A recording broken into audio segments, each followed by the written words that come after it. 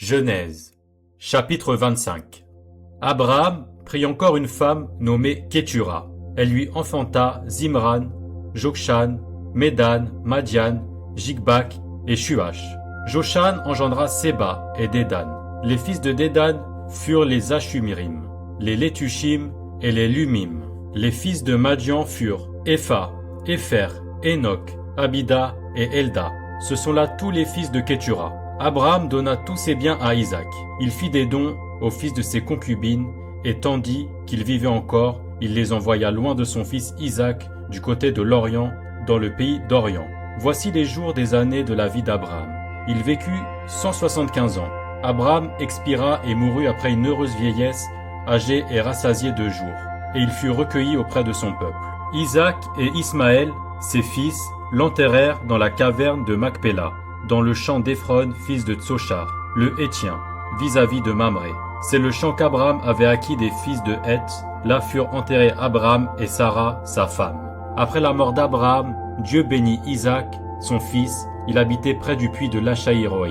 Voici la postérité d'Ismaël, fils d'Abraham, qu'Agar l'Égyptienne, servante de Sarah, avait enfanté à Abraham. Voici les noms des fils d'Ismaël, par leurs noms, selon leur génération.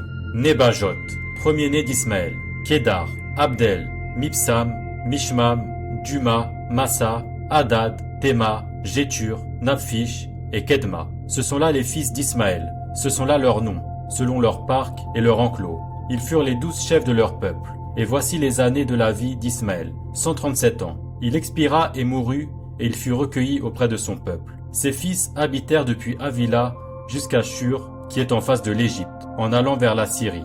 Il s'établit en présence de tous ses frères. Voici la postérité d'Isaac, fils d'Abraham. Abraham engendra Isaac. Isaac était âgé de 40 ans, quand il prit pour femme Rebecca, fille de Bethuel, l'araméen, de Padan Aram, et sœur de Laban, l'araméen. Isaac implora l'Éternel pour sa femme, car elle était stérile, et l'Éternel l'exauça. Rebecca, sa femme, devint enceinte. Les enfants se heurtaient dans son sein, et elle dit, « S'il en est ainsi, pourquoi suis-je enceinte ?» Elle alla consulter l'Éternel, et l'Éternel lui dit, « 2 nations sont dans ton ventre, et 2 peuples se sépareront au sortir de tes entrailles.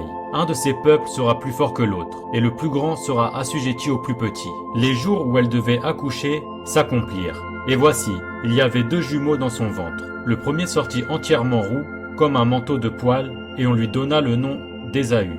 Ensuite sortit son frère, dont la main tenait le talon d'Ésaü, et on lui donna le nom de Jacob. Isaac était âgé de 60 ans lorsqu'ils naquirent. Ses enfants grandirent. Ésaü devint un habile chasseur, un homme des champs, mais Jacob fut un homme tranquille, qui restait sous les tentes. Isaac aimait Ésaü, parce qu'il mangeait du gibier, et Rebecca aimait Jacob. Comme Jacob faisait cuire un potage, Ésaü revint des champs accablé de fatigue. Et Ésaü dit à Jacob, « Laisse-moi, je te prie, manger de ce roux-là, car je suis fatigué. » C'est pour cela qu'on a donné à Ésaü le nom d'Édom.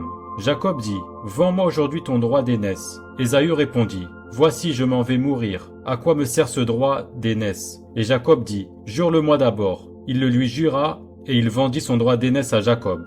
Alors Jacob donna à Ésaü du pain et du potage de lentilles. Il mangea et but, puis se leva et s'en alla. C'est ainsi qu'Ésaü méprisa le droit d'aînesse.